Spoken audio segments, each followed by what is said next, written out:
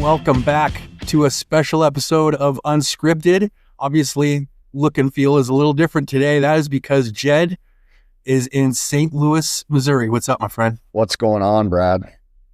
Big game yesterday, eh? It was. The boys came out heavy. It was man's hockey, man. It was really good to watch. I don't think, we showed up to this and everybody says it. Everyone knows our playoff run. So like everybody knew that we were kind of the battle tested group of all this. So, boys came out. It was just a good game. I mean, it just came down to overtime again.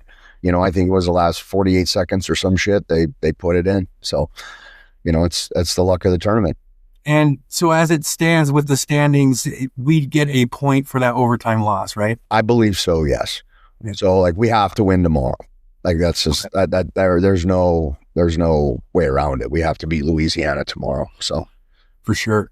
So yeah, we're recording this on Thursday. Today's our off day in St. Louis. Rochester plays our opponent who will be tomorrow, which is the Drillers, like Jed just said. That should be a pretty interesting game today. Yeah, everybody will be there watching it. I'm going to hit it up. I got to go get the food, and then I'm going to head over and check out the last little bit. And then obviously the 7:00 game as well. I think Greeners at practice now, and then the boys just be getting off the ice. And then, head over, watch the games this afternoon, see what plays out. It'll be interesting to see it. Even, with Louisiana, we've got a good relationship with their ownership group and coaching staff. And we were just talking, and, they're kind of nervous when this comes out. We'll obviously know, but, they were in that Southeast Division this year, so they don't know what team is, as far as theirs is going to show up. It's either going to be 8 rip one way or the other.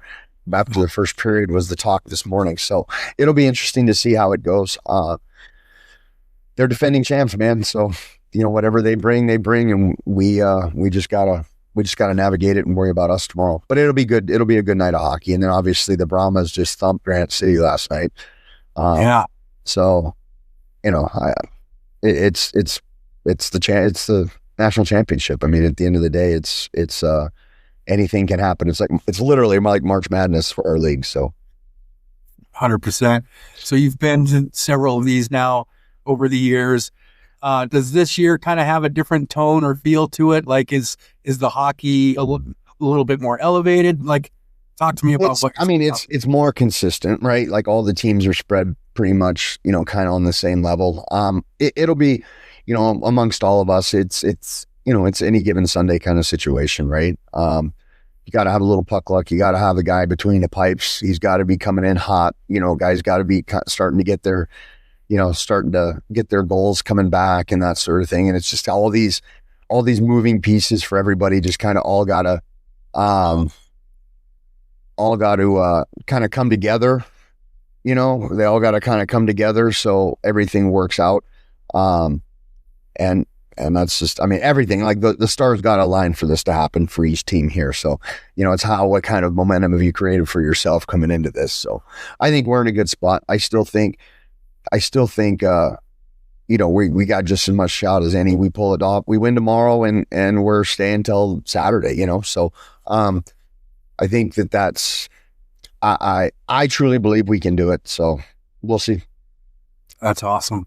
Yeah, it's always a fun feel this time of year over there, and the competition obviously is elevated, right? Yes, because it's the best teams from each division. And to your point, I've seen a lot of the talk in the comment sections of social posts where they're talking like, oh, well, the Drillers didn't really play anybody this year. And it's like, well, that doesn't necessarily count for anything, especially when you get to this point. Like, all bets are off, man. They can turn it on. Yeah, all bets are off. Once you get here, all bets are off any given Sunday. Like they could say the Drillers, like that group and Chris, the coach, and the owner, Danny, those guys, they're going to put together a team. They always do. So at the end, I'm not like, you're getting this far, like you're bringing a team. Like it's not going to be, this year is a little different just because of all the upsets coming in, West Bend not making it, obviously Granite City beating Alexandria, certain situations like that, like hell, like Long Beach is in here from the East. So like if they win, like this whole thing could go on its head. Right. So like it's any given Sunday, man. It's pretty exciting stuff. For sure. So what's the tone of the boys like? How are they feeling? What's the vibe like with the team? No, they're good, man. I mean, these guys have held that. I mean, adversity's kind of been the whole thing this year, right? So, like, they're just doing them, and they like to be back against the wall, man. So, they're right where they're. It's odd enough to say they're right where they feel comfortable. For sure. Their area of being comfortable makes fans like me wicked uncomfortable. No, I'm with that. You know what I mean? I'm with you on that shit. Yeah, 100%. Mm-hmm. So, okay, best case scenario here, and for people that are new to the show and or new to being a Bighorns fan, which I think we've got some new ones since this year, but what's the format here? So we're in a round robin right now. You talked about maybe making it to Saturday. Like, what happens next? Yeah, so it's right now you're just playing within your bracket, and then the ones that come out of it, the top two in each bracket go into pool play.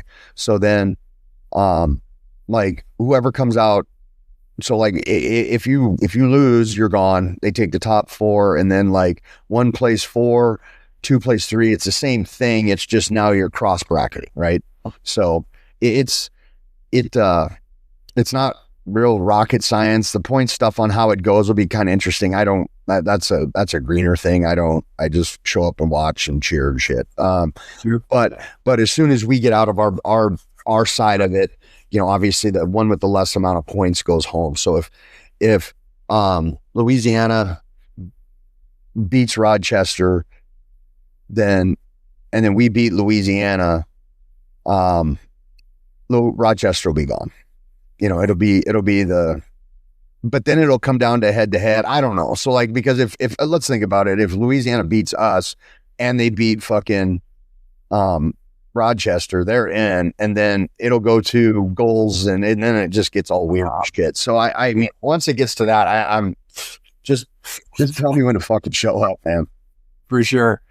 The team's been through some adversities this year, obviously, and then coming back from the showcase, super strong, right? Like everybody's kind of firing on all cylinders, winning 22 of 24 games. Like, you talk to me about this year's team. What do you think our story is, and kind of wrapping up at the end of the season? I think this team is just it's been character driven. Like it's been they just had a lot of adversity. Like it just doesn't seem like, whether it's Greener always jokes, it's like that we just pissed the hockey gods off somewhere. Like, and it's not so much for anything other than the fact that like it's just, they just can't catch a break, and like, regardless of what it is, with the accident that happened to Kimmer, to, like just bus issues, and just like, we were laughing, like even as an ownership group, we were just laughing, because it's like, fuck, man, like we just can't catch a break. Like it's just been all the way around, and it's not a pity party for us. Fuck, we've had good years. It's just, this year was just challenging from Mike and I all the way down to Mon, Theo, the players, just trying to, just keep doing us and keep trudging through. So I think the biggest theme for all of this is like, we've got accustomed to like forcing ourselves into situations where we have to like adapt. And I think that's the biggest theme for these guys, especially coming here, is, it's not going to be easy. And I think they're finally comfortable understanding that it's not easy. It's not going to be like, there's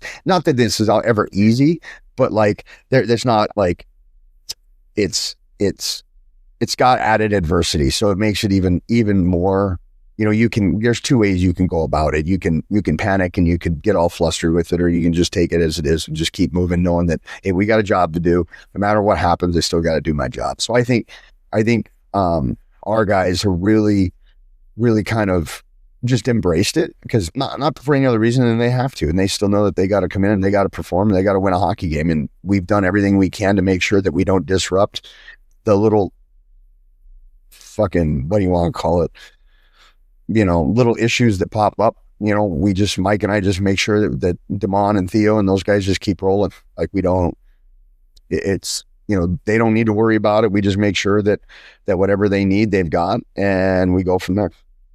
It's awesome. After, obviously, this will be the end of our season, what's the summer look like for the Bighorns, and what's the process there?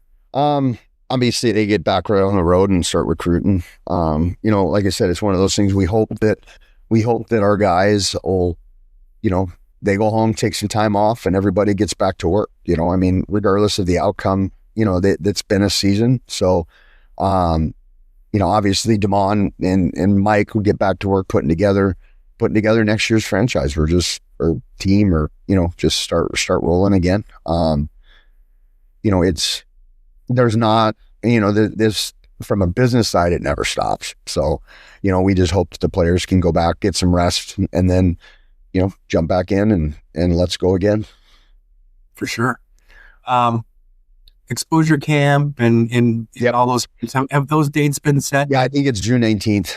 I think is when it's set. We're having it. And that's just it, man. We start planning that out. We start getting kids to that. Like, it's just start over again. It was funny because like the year that we won it, I told Theo we got 24 hours to just completely fucking mush this out, and then we forget about it and move on. And it's the same thing. It's just however it happens, just enjoy the year, embrace the moment, and then just fucking completely let's go. Let's start over. 100%. Yeah. So unique question for where you're at. It's not necessarily hockey related, but your fans or I guess our fans know that you're an entrepreneur. The Bighorns isn't your only gig, but you're there in St. Louis. How are you balancing work with work? It's really at the end, the rink's in a good spot for that. We're very fortunate that, obviously youth hockey and stuff tapers down. So right now it's just, we did a lot of our stuff to get the Wyatt Winfield planned up, which is coming up next week.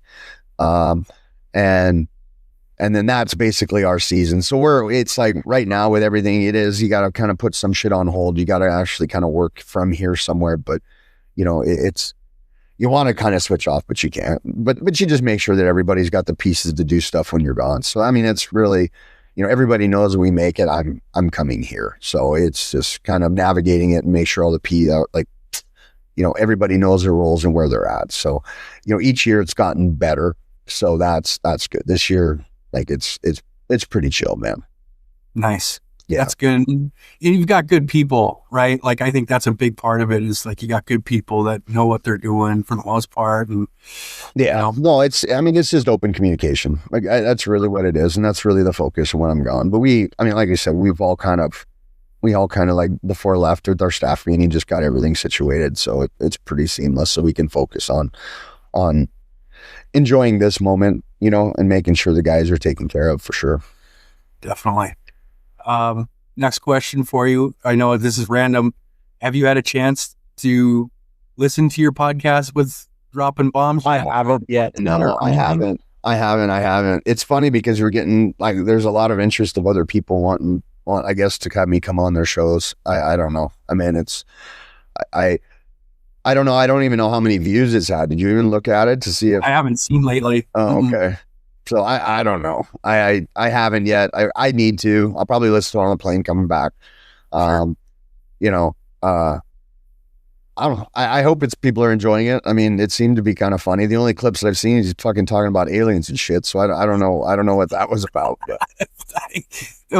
of the that first 35, 40 minutes was just such an awesome conversation about business and how you formulate all that stuff. And then it took a fucking turn, man. Like he was like hardcore. You got to get fighting back into the league. You're like, yeah, I know. Yeah. And then he was talking about his box at the fucking Vegas Knights. And it was, and he's like, fucking, it had an elevator clause in it and he didn't know it. And it's, like I said, it was a good conversation. There's been, I don't know. Yeah, I don't know the popularity of it. I think it was fun. I think that we'll just see what happens with it. I'll probably listen to it when I'm coming back. It's one of those things you want to do it, but it's like fucking, it's like, like, do I really, or we just let it go and then, just keep doing my thing. I don't know yet, but we'll probably give her a sneak peek when I'm coming back on the plane for sure. Oh boy, that's awesome. Okay. And So yeah, we're just kind of all over the place today because you're on the road. I'm ADHD. What the fuck? Yeah, it's odd. So I sent you a picture earlier. Yes, And you're a guy that's in the know, obviously. And just for our viewers, I'm going to pop this thing up right on the screen so they can see it, so they know what we're talking about. But basically, what the NOL is saying is that if you're playing in an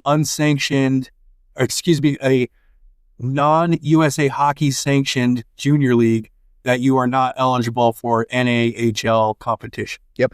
So I get that as, okay, so if I go and play in the USPHL, I can't go play in the NOL this year. Is that pretty much it? That's what I'm reading. I mean, I would look at it from that standpoint. There's only 3 USA hockey sanctioned leagues: North American League, USHL, and the NA3. So if you want to play in the North American League, you have to be registered with a USA hockey sanctioned team by September 1. Right. And how will this impact recruiting? Oh fuck! Like now it should help everybody. I mean, because like at the end of the day, the reason they go to the USPHL is because somebody would go there to send them to the North American League. Now it forces, and way I'm interpreting it, honestly, this is just my opinion, but I'm interpreting it as now the North American League, like, yeah, you've got to send players to the NA3. It's keeping everything in house, which is what an NA3 owner we've always wanted is like because there were some North American League teams that would send their kids to the NCDC or just send them to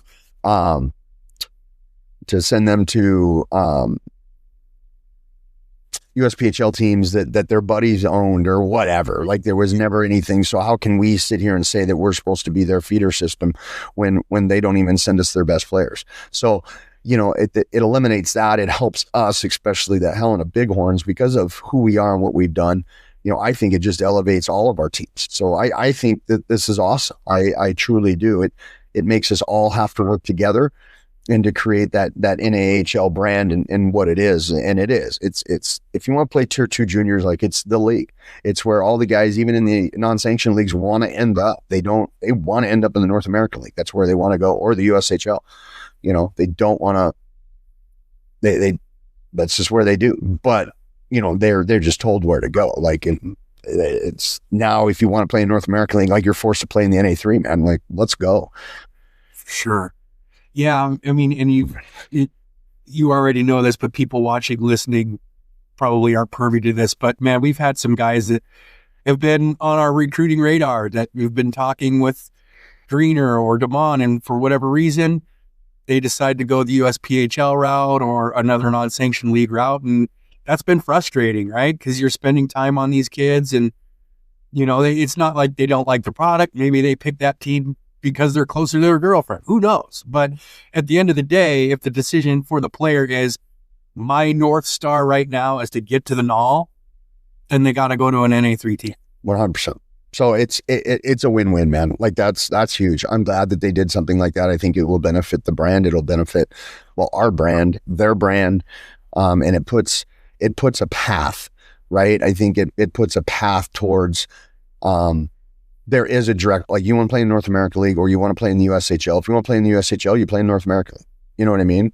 Like you want to play in the North American League, you play in the NA3 to get there. Like there's people that have done this.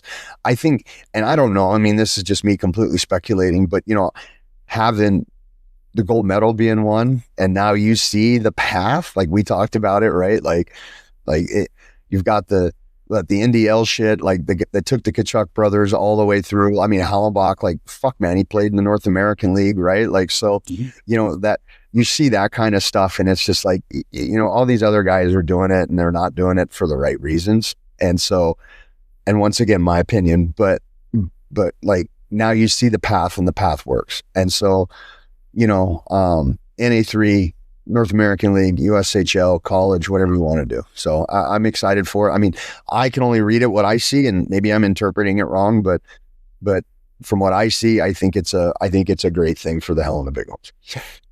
Absolutely. And then that change will take effect this coming season, right? The 26-27. I believe that's what it said, didn't it? Yeah. That's what it said. So it is. cool. So Cool, man. I know you're in St. Louis. You got a team to feed. You got all kinds of stuff going on over there. So we're gonna not keep you all day long here, Jed. But do you got any parting words? No, go big, man. Let's go. We're getting down to crunch time. They've got they're familiar with this. It's nothing new for our guys. So we just need to. Guys are coming into big plays. Goalies are making big saves. So we're in a good spot. I mean, nobody wants to be down, but nobody wants to. We're comfortable here, even though we're down. And I don't know if that's a fucking good thing or a bad thing, but we're comfortable with it. So yeah, it's been our identity, right? Like something about our backs being against the wall is that's when we're go. Like yeah. So I don't know. We'll see, man. It's been a fun tournament so far. It's just getting going, day 2. So we'll get down and we'll see what happens for sure. Cool. All right. This has been Unscripted with Jed Snyder. Make sure that if you're listening to this on Friday, don't miss today's game. It's obviously going to be a big one. And there's no Matthew today in the studio. So for Jed, I'm Brad. You guys take care.